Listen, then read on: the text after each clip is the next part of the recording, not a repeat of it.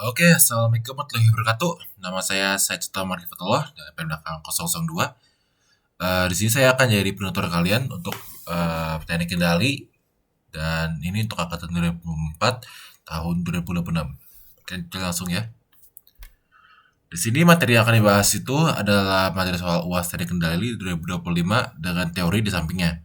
Nah, di sini materi yang dibahas di UAS tersebut yaitu adalah root locus, root hotwist, dan step response, PID control dan tuning, kontrol discrete, jangan konversi domain Laplace ke domain Z, dan cara perancangan sistem kendali, dan fuzzy logic. Langsung aja ya. Di sini, root locus itu adalah metode kita untuk menganalisis sebuah sistem dan mengatur sebuah parameter yang bisa kita atur. Di sini parameter diatur itu menggunakan sebuah kontrol K. Nah, maksud saya gen K yang berubah dari 0 ke tak hingga. Dan di open loop pole ke open loop zero. Jadi root locus itu ada sebuah grafiknya itu berjalan dari open loop pole ke open loop zero. Nah, pertama open loop itu maksudnya apa? Open loop itu maksudnya itu adalah sebuah sistem ya di mana feedback itu tidak dipengaruhi. Jadi anggap saja sini contohnya nih di sistem closed loop kita potong ini ya. Maka open loopnya adalah ini open loopnya. Hanya ini aja yang mengaruh. Makanya open loopnya. Nah, dari open loop sini kita bisa cari pole dan zero-nya. Saya tidak akan jelaskan ya masuknya kemana. Di sini juga ada nama gen K kan. Gen K itu bisa kalian aturin di mana saja. Bisa saja taruh di sini gennya, K-nya di sini, atau K-nya di sini. Tapi untuk contoh di sini itu gen K-nya itu di bawah sini.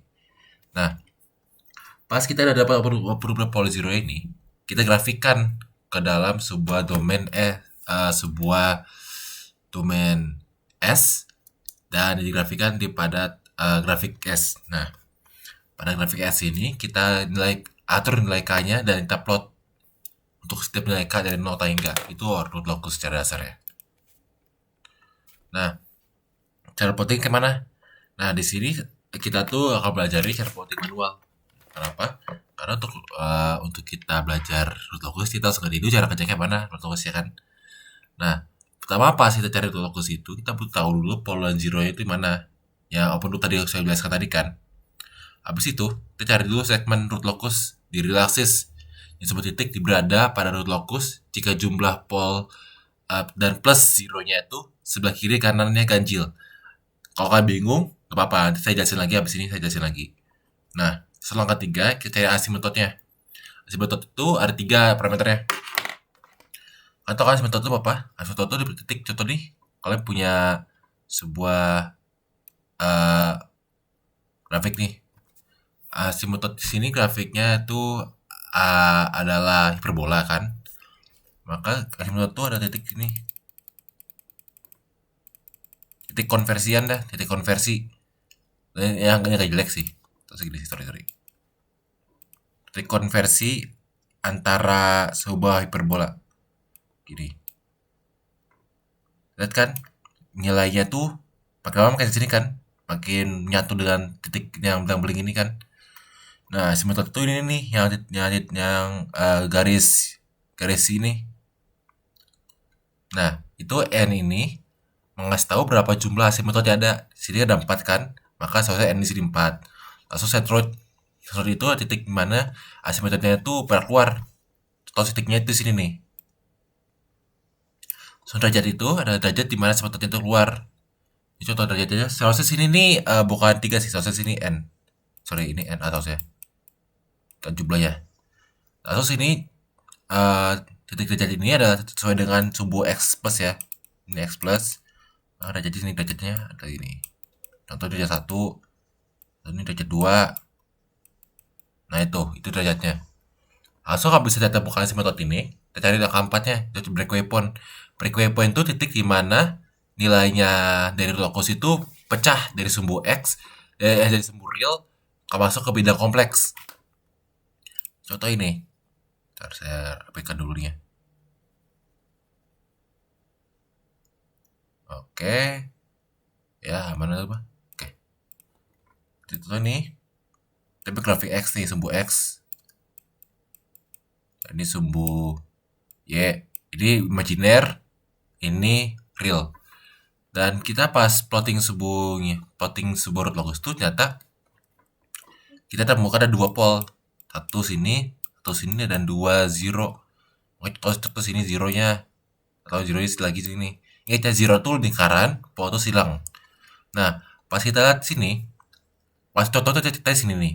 Kita harus sebuah titik S sini. Pas kita lihat ke kanan kita, apakah ada pole sini? Gak ada kan?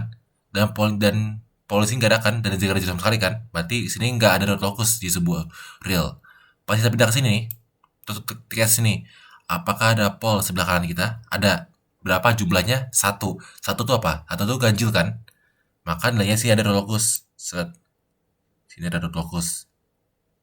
Saya jalan sini nih, ya kan? Sini ada dot locus. Kita pindah sini. Sini, sebelah kanan kita ada pole nggak? Ada. Tapi berapa jumlahnya? 2. 2 tuh ganjil nggak? Nggak kan? Maka sini nggak ada pole. Pindah lagi sini. Sini, apakah ada pole? Ada. Apakah ada zero? Ada. Sini jumlah pole zero berapa? 3. 3 tuh berapa? Ganjil kan? Maka sini ada dot locus. Nah, langsung sini breakaway point itu titik di mana saya bilang tadi, titik di mana dot locusnya itu pisah dari sumbu real ke sumbu kompleks. Kalau breakaway point di sini nih, cat. Gitu. Dan breakaway point ini pas keluar tuh 90 derajat nih, ya 90 derajat.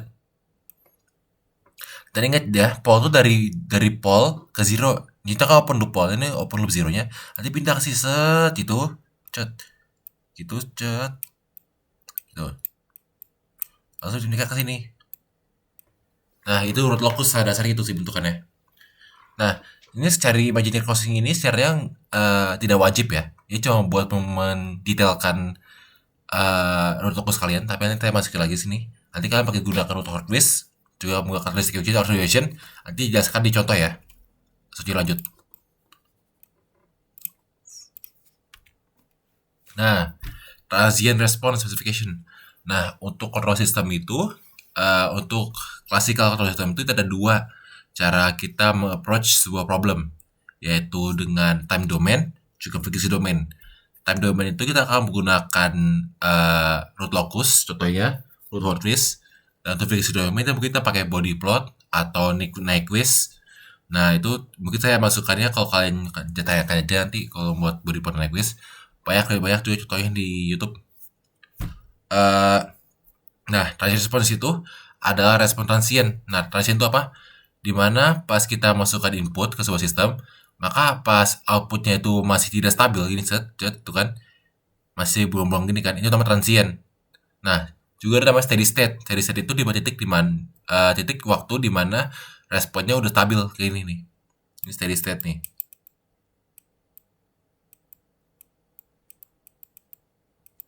Steady state, ini transient. Transient nih. Nah, itu kan. Nah, untuk parameternya itu ada 5. Delay time, itu waktu dibutuhkan sinyal itu mencapai setengah dari nilai akhir responnya, pertamanya. Terus ini nih, delay time sini nih. Ini nilai akhir sih kan, nilai akhir. Maka delay time itu 0,5 sini. Karena 1, ini 0,5, waktunya 0,5. Ini waktu delay time nih.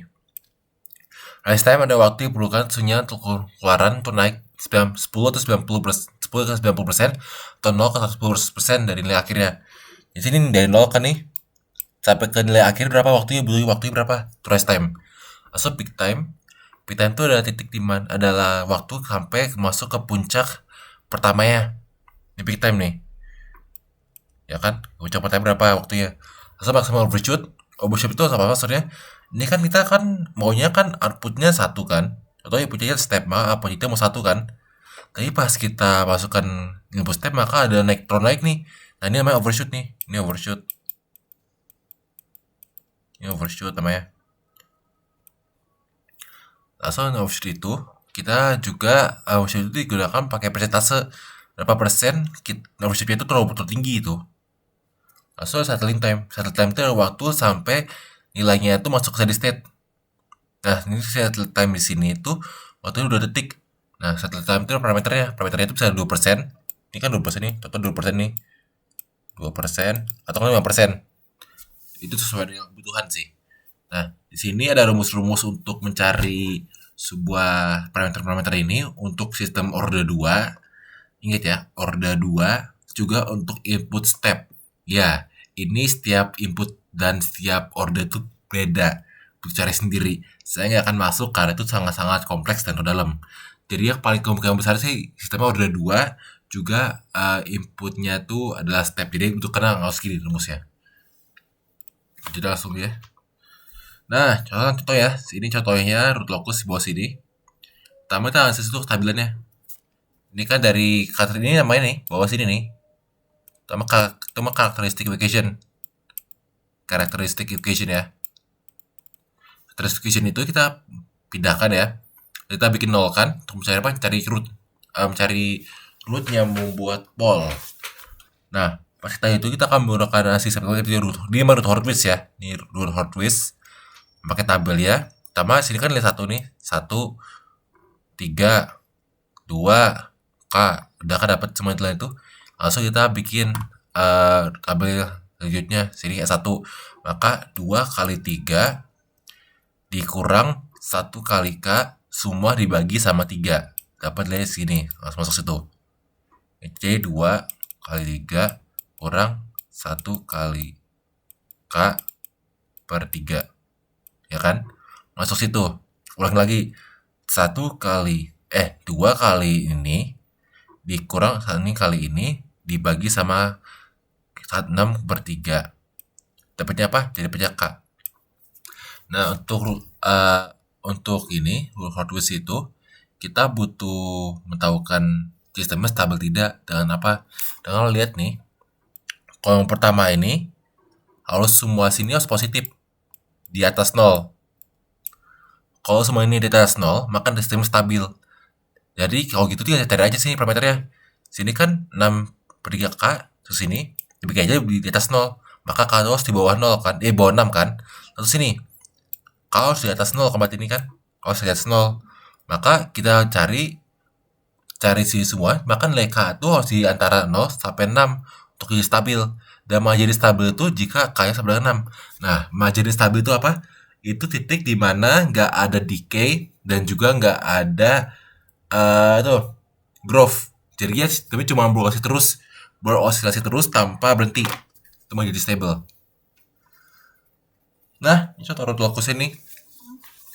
Root locus ini kita pasti ke satu root locus ya. Tambah cari contoh. Jadi pol tadi kan nih, kita cari pol ya. Dan mau buat 0. Cari pol sini. Masukin pol ya. Maaf ya, bentar. Oke, ya. Mencari polnya nih. Cari pol sini. Langsung kita cari asymptotnya. Asymptotnya itu dengan menggunakan sini polnya kan 3. Langsung zero-nya berapa sini? Zero-nya 0 kan? Maka 3 kurang 0, 3. Langsung centroidnya kita jumlahkan setiap pol dan setiap zero. Langsung kita bagi dengan jumlahnya. Sini 3 kan? Berarti sini 1. Karena dijumlahkan polnya dibagi 3 sama ini jadi min 1 kan. Langsung sudah si metode itu dengan rumus tadi aja masukin aja rumus tadi aja kalian masukin. Nanti derajatnya sini 60 derajat 300 yang ini ya rumusnya. Bentar. Ya ini rumus ini. Ini rumusnya. Kalian masukin aja. Langsung breakaway point ini saya terlalu butuh sih. Breakaway point saya mencari kos ini nggak terlalu butuh sih, tapi breakaway butuh nih. Breakaway point nilai K tadi ada di sini ya. Dari sini nilai K-nya kita kan tambahkan kita close loop ya. Kita bikin close loop dulu. Kita tutup dulu ya kan. Ditutup loopin dulu, cari karakteristik equation-nya, nanti dapat ini ya. Karena tadi kan nilainya unity ya. Jadi kan GS per 1 tambah GS kan. Nanti kan dapatnya nilainya jadi kayak K plus ini. Jadi yang karakteristik equation-nya masukin ke sini dapat sini, turunkan, bikin 0, langsung kalian cari polim berapa. Nah, cari terlihat kan pas kita bikin root locusnya itu nilai sini kan nilai dari open loopnya tuh 0, min 1, dan min 2. Kita bikin sini 0, min 1, min 2 masukin. Setelah tes sini bagi kanan nggak ada pol, maka 0, nggak ada root locus sama sekali. Jadi bagi kanan 1, maka sini ada root locus. Sini ada 2, nggak ada root locus karena genap. Sini root locusnya berapa? 3, ada 3 pol, maka sini ada root locus ya. So breakaway point saya bikin dapatkan min 0,423 dan min 1,577 tuh. Tambah 7 di mana? Sini kan? Tapi gak ada logo sini. Berarti salah ini. Mana dapetnya sini? Ya ini yang ada di rollercoaster ya. Pas titiknya terus titik ini. Titik di sini nih titiknya di sini. Langsung dari situ kita cari magic crossing ya. Magic crossing itu tinggal kita memakai roller criteria ya. Di sini pertama kita bikin cari pakai stabil ini. Kita pakai rumus ini nih. Ini namanya auxiliary equation. Auxiliary equation. Sini dapatnya 3 S kuadrat tambah K sama dengan 0. Kita masukin K-nya, kita pakai K-nya segini. Oke, si 6 tadi kan? Tadi kan dari source table masukin. Maka S-nya itu sama dengan plus minus J akar 2. Masukin di sini. Akar 2. Maka nanti pas terus itu kan menobros ke akar 2 nanti. Habis itu kan kita bikin ini, habis itu kita bikin. Ini maksudnya ya, bikin. Habis itu tinggal 3 plotting dah. 3 plotting kalau gitu mah. 3 plotting aja bikin locus ya. Cet locus itu. Itu datarnya situ sih. Nah, step respon. Step respon tuh kita pakai karakteristik parameter tadi ya. Kita masukin aja rumus-rumusnya. Tadi kan polnya tadi kira-kira kan ini dapat jadi pol dari untuk K plus 2 kan nih. Karena kan tadi soal minta K plus K plus 2 ya. Saya bikin polnya aja nih. K plus 2 cari polnya. Nah, di pol sini ada pol itu ada dua jenis nih, yaitu pol biasa dan pol dominan. Pol dominan itu adalah pol yang masih mengaruh di waktu lama. Tapi pol biasa itu seringnya langsung hilang. Di sini kan polnya itu kan min 2,5. Kalau kalian tuh tahu itu kalau sumbu X itu adalah gen atau berapa cepat decay atau growth dari sebuah sistem. Dan untuk imajiner itu adalah osilasi dari sistemnya. Di sini kan berarti sistemnya itu cepat ya matinya, gigi set mati itu dari pol ini. Tapi dari pol ini itu lebih dekat ke nilai origin, maka lebih tahan lama. Maka kita bisa dekati sistem tersebut dengan order 2 gunakan pol ini. Nah, kalau udah order 2 itu gampang nih. Cari aja kita frekuensi naturalnya gunakan akar kuadrat ya, dan frekuensi natural. Langsung kita cari damping ratio. Kalau kalian masih bingung nih apaan semua nih ya, ada di video UTS ya, ada ya. Ini video natural. Langsung ada damping ratio, kita cari dengan menggunakan selisih ya antara ini dan ini. Jadi damping ratio ya. Antara ini sama ini kita damping ratio ini. Masukin ya antara ini. Ini masuk ke sini kan. Coba saya dapat. Langsung kita cari aja overshoot, settling time, final value, dan final value itu menggunakan rumus tadi yang di atas ini ya. Masuk aja ke rumus ini. Saya dapat nanti. Abis itu kalian tadi tinggal grafikin aja plotting nih. Contoh sini. Sini kan peak time-nya kan sini 3,66 3,66. Di sini 3,66 nih. Kalian cari 3,6 di mana? Peak time sini berarti peak time sini. Satu time di mana? Time 16,7. 16,7 sini kan. Berarti sini 16,7 nih. 16,7. Peak time sini. Maksimal lucu berapa? 42%. Berarti 1 kali 42% kan 0,42, berarti 1 tambah 0,42 1,42 ya kan. Langsung final value berapa? Time 1. Nah, final value itu pakai final value theorem ya. Final value theorem FVT, yaitu menjelaskan jika kita punya sebuah nilai time domain hingga akan sama dengan limit S menuju hingga F menuju 0, S menuju 0, dimana S gunakan ini domain kompleks ya, C.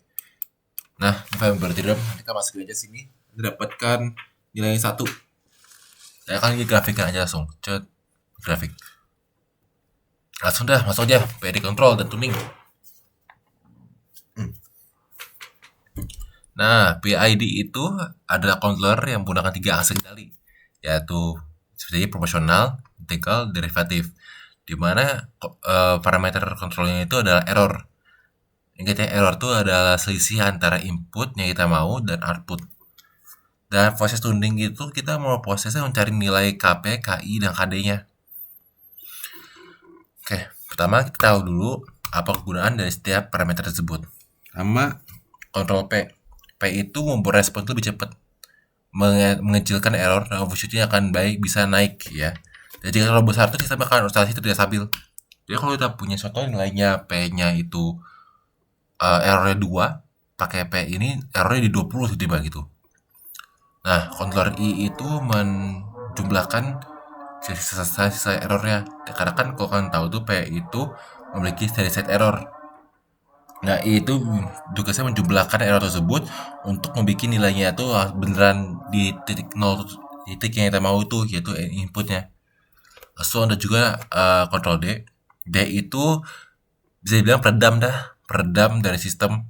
Jadi kan contoh kalau kita pengen roll ke D ya, bisa aja output sistem itu terlalu cepat naiknya, dibikin overshoot.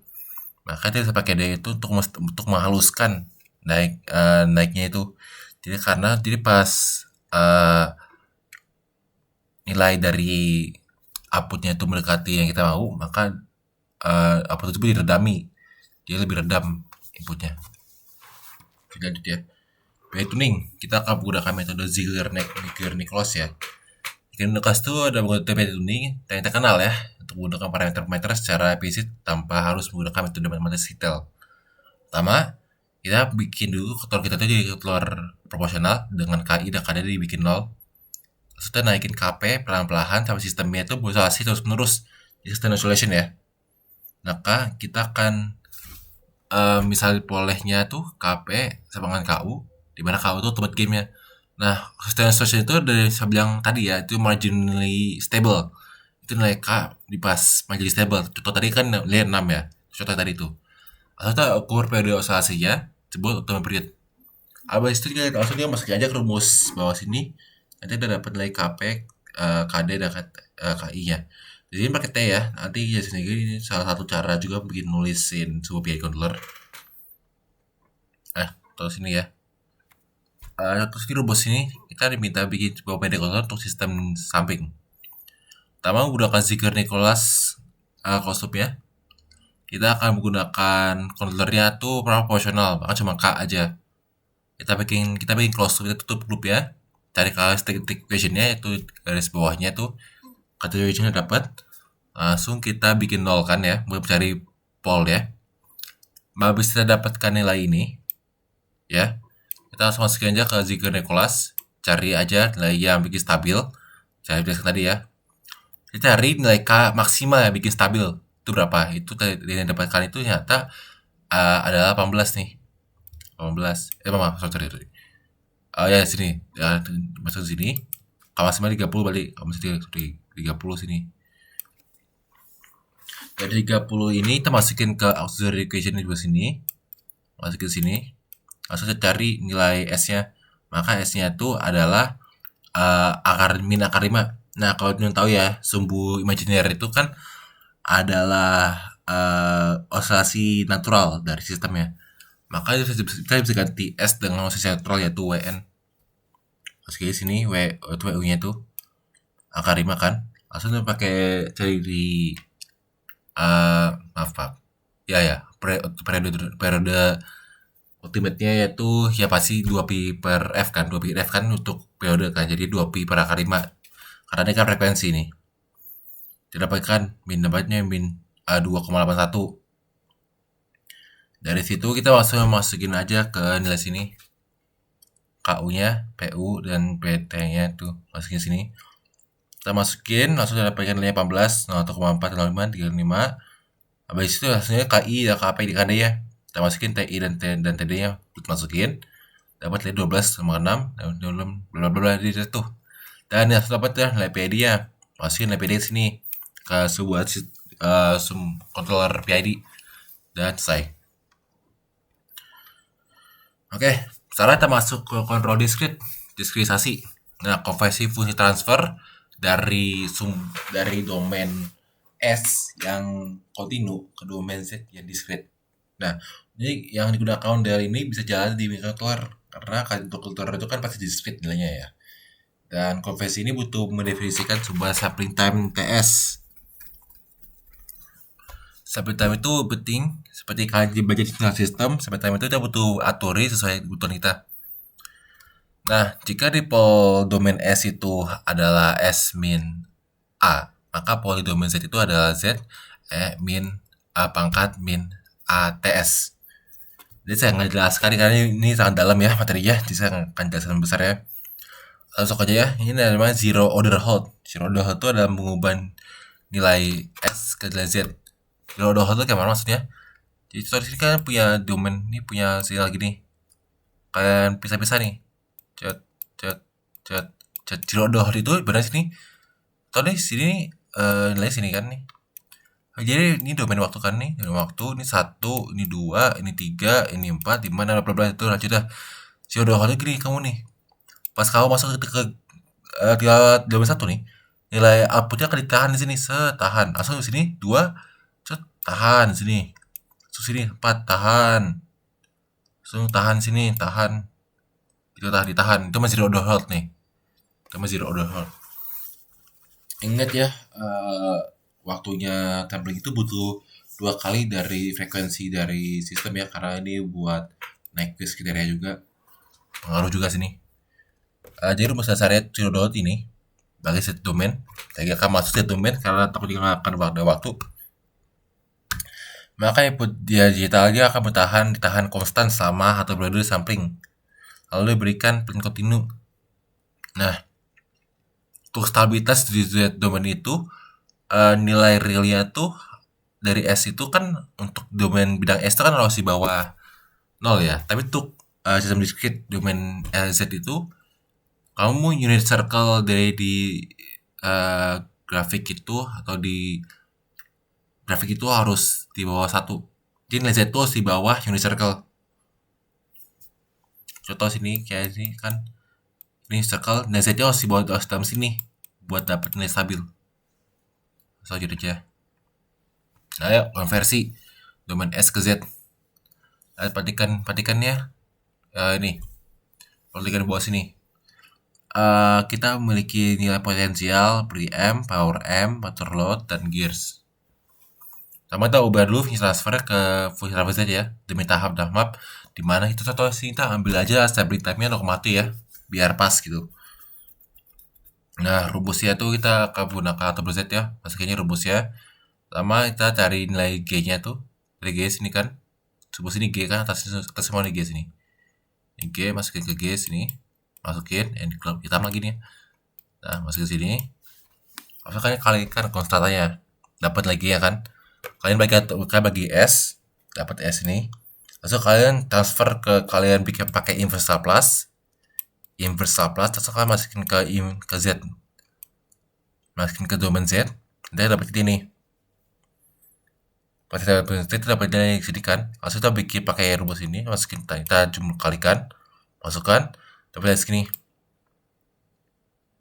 Nah, powernya itu kan cari menggunakan rumus tadi ya, yaitu M-1 dengan masuk ke sini, masukkan aja ke rumusnya ke sini aja ya. Aduh, Tuhan. Oke, lanjut. Oke, sekarang soal 4 ya. Jelaskan tahapan perancangan sistem kendali dengan contoh perancangan aplikasi ya. Nah, ini yang paling kalian butuh ngertiin sih dalam sistem kendali. Karena jujur sistem kendali itu secara perhitungannya nggak berat ya. Cuman ya konsepnya aja agak berat ya, konsepnya yang berat. Itu sih. Pertama kita dulu identifikasikan masalah dan tujuan kendali. Ya, tentukan dulu apa yang kendalikan dan target yang ingin capai. Contoh kita tuh mau bikin robot penyimbang. Maka target kita tuh derajatnya itu 9 derajat dari lantai. Itu contohnya itu. Lalu pemodel sistem, matematika modeling. Kita bikin model matematis dari yang sistem yang ada. Langsung dari situ kita bisa pakai pesanan diferensial, fungsi transfer, state space. Ini untuk classical control, classic control ya. Ini modern. Ini modern control nih. Modern control dan classic control. Langsung ada sistem. Kita analisis itu karakteristik tanpa controller. Apakah sistem udah stabil tanpa kita controller? Masuk dengan apa cara kita menganalisis ini dengan stabilitas pole zero, respon sistem, dan error kendali tunaknya, steady state errornya. Ya, ini metode yang digunakan terus saja udah bilang root locus, full hard twist, body plot, dan neck twist. Lanjut. Habis itu tuh menentukan spesifikasi kerja yang kita mau. Contoh overshoot kita maunya cuma di bawah 10%. Satu time cuma mau 2%. Dan lanjut. Habis itu kita periksa controller spesifikasi itu dong yang kita mau temui. Controller ini bisa kita atur mau pakai apa, PID, PI, bank control, fuzzy logic, sesuai sih kebutuhan kalian. Habis itu kita pakai software seperti MATLAB dan kita simulasikan dan verifikasikan. Contoh kita masukkan response pakai MATLAB, Arlocus, dan bodyplot. Habis itu pas kita dapatkan nilai yang kita maukan, kita bisa imitasikan langsung ke dalam sistem kita. Dengan menggunakan controller kita sistem imitasikan controller kita. Lalu kita pas pengujian dan habis itu kita tuning dulu. Oh ternyata nilainya itu nggak pas gitu. Bisa kita tuning lagi nilainya, ternyata harus segini gitu itu tuningnya. Jadi langsung ya. Oke, fuzzy logic ini seru sih nih, fuzzy logic. Nah, jika kita belajar ya belajar di LDIC ya, LDIC itu bisa belajar tentang nilainya boolean yaitu ya atau tidak ya kan. Maka fuzzy logic itu adalah pendekatan dengan bahasa Rusia. Contoh, kamu kan kalau tanya temen kamu, hari ini suhunya tuh kayak mana ya suasana luar? Pasti dibilang kan agak dingin, agak panas. Sebenarnya beda dah. Kita tuh orang A bilangnya dingin mah, langsung orang B bilangnya apaan nih panas. Nanti fuzzy logic tuh. Fuzzy logic itu adalah sebuah AI yang memikir seperti manusia dah. Dan setiap agak dingin ke panas ini kasih nilai sama dia, digrafikin. Nah, fuzzy logic itu terdiri dari 4 bagian ya, yaitu input, langsung falsifikasi, rule base, sama defalsifikasi. Nah, cara membuat fuzzy logic itu secara umum kita tentukan dulu masalahnya, tentukan inputnya apa kita maukan, tentukan himpunan fuzzy ya, buat membership function, dan buat aturan if then-nya. Maksudnya habis itu inferensi lakukan fuzzy-nya juga difalsifikasi. Itu jadi sini ya. Oke, pertama untuk fuzzy logic itu kita tuh membutuhkan sebuah nilai input yaitu contoh sini tadi. Oke, ini kalau kalian soal tadi tuh ya. Oke, ulang ya. Di sini di nomor 5 tuh terancang sebuah sistem ruangan suhu terkendali menggunakan metode fuzzy logic. Perhatikan hal berikut. Masukkan minimal 2 input dan keluarkannya minimal 1 output ya. Pertama kita gambar blok diagram yang rancangannya Anda tulis. Gambarkan fungsi angkutan yang masukkan, keluarkan, tuliskan rule base juga. Oke, pertama kita masuk ke sini ya. 1.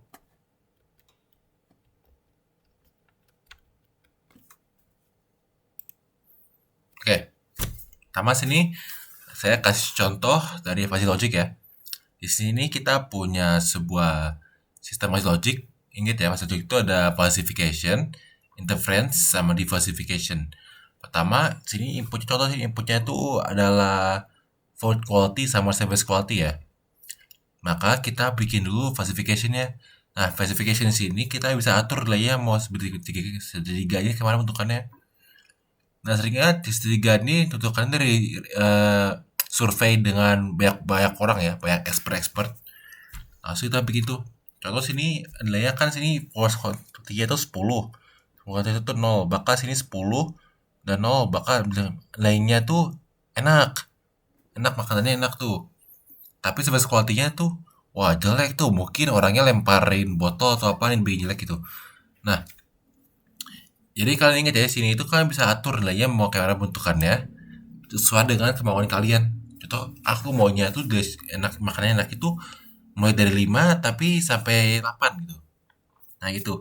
Kalian bisa juga atur bentuknya bisa kalian atur semua kalian dah. Habis itu ada service quality.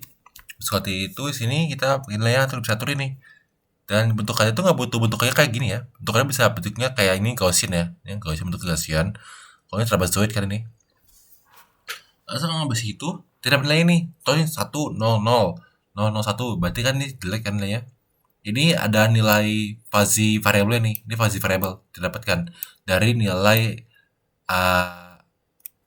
nilai analognya yang terdapat sini. Dari falsification itu ya masukin interference. Interference itu sebenarnya cuman logika ya, logika aja. Kayaknya jika logika nih, jika service-nya jelek dan atau makanannya tuh gak enak banget, maka tipnya kasih tipnya tuh kecil. Nah itu sekali rumusnya pakai rumus logika aja sini, pakai max aja. Masukin ini berarti kan sini kan satu, dan sini kan nol kan, berarti sini satu. Nih, langsung kita masukin. Jika service-nya bagus, maka tipnya kasihnya biasa aja. Si service-nya kan susah katanya bagus, maka si tipnya tuh bagus, kasih nol gitu atau satu gitu. Sini kasihnya nol karena kan service-nya emang jelek banget. Soalnya jika service-nya bagus banget dan food-nya tuh sangat enak, maka dikasih tipnya tinggi. Di sini tipnya tuh tinggi kalau bagus banget, dan di sini jelek banget ya, tapi jelek banget service-nya, maka sini 0 dan 1. Masih sini. Dari sini kita dapatkan nilai baru ya, itu 1, 0, 1 kan. Dari situ kita bikin diversifikasi. Diversifikasi ini sini menggunakan metode itu ya, centroid ya. Banyak metodenya sih. Diversifikasi itu adalah materi besar dah, jadi agak ribet juga jadinya. Materi besar. Jadi itu kan kita bikin nilainya dari tip kita mau nih. Bikin lagi grafik sini. Terus ini low, average, dan high. Sini kan low-nya kan tadi udah kasih 1, berarti maksimal 100% sini, saya masukin semua. Sini berarti kan high-nya 1, berarti 100% juga sini. Dari situ kita akan cari centroidnya itu di tengah. Di tengah itu maksudnya jika kalau itu kalian bikin kadot ini. Nilai di sini itu kalau kalian taruh di tangan kalian, jari kalian akan seimbang bentukannya. Nah, ternyata pas kita average kan nilainya itu adalah 15%, berarti tipnya 15%. Nah, itu pasti logik tuh, saya dasar itu. Ya, apa yang agak ribet, kalian tuh baca-baca juga ya, eksternal juga ya buat belajar ini. Lanjut ya. Nah, pas kita plot semua nilai-nilai input dan outputnya, kita akan dapatkan lookup table ya. Ini lookup table untuk dua dimensi ya. Dengan input 2 dimensi dan outputnya 1 dimensi. Ini bentukannya. Contoh kayak service-nya itu 0, 0, maka tipnya kasih 0. Service-nya bagus banget, tapi food-nya tuh jelek banget, gak enak banget food-nya, maka kasih tapi contoh ini 14 ya, ya 14. Gitu sih.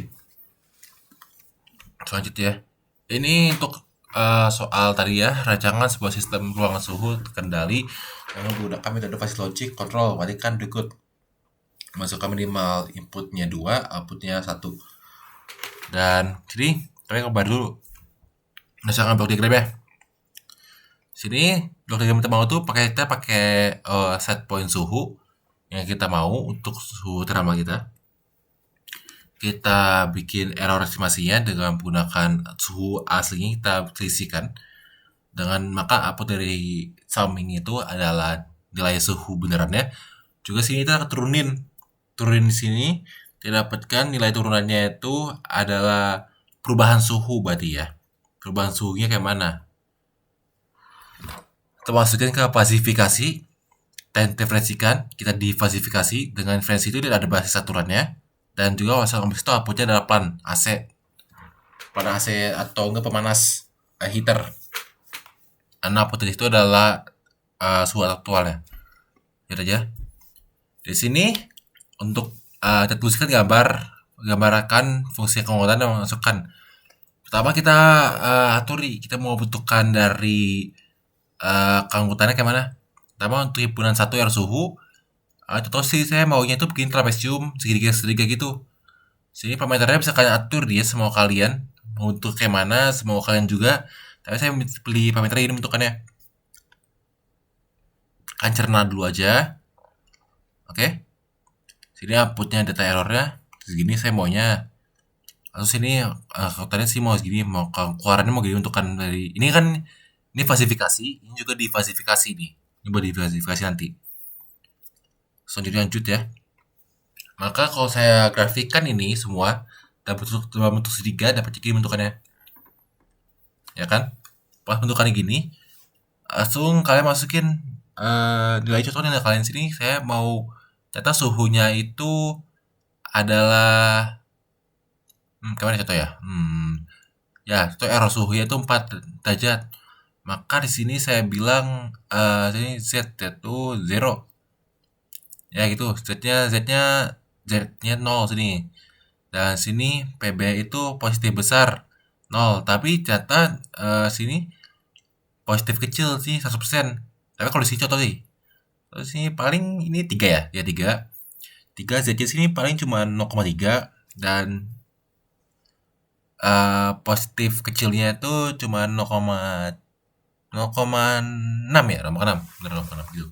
Dan semua itu kalau lakukan semua itu, habis itu kita bikin rule base ya. Bagaimana pengaturan dari sistem ini di interference-nya. Nah, dari rule base ini, kita tahu kan jika rule base ini bisa bilang output dah dari sistemnya. Jika total ini tadi negatif ya, dari error negatif, maka outputnya tuh sesuai ini. Kalau di sininya negatif besar, maka dia dingin maksimal. Kalian masih ini basis error tuh sebenarnya cuman untuk grafik dari ini ya, lookup table ya. Ini cuma dibikin untuk grafik aja. Oke, mungkin itu aja sih dari saya. Terima kasih. Wassalamualaikum warahmatullahi wabarakatuh.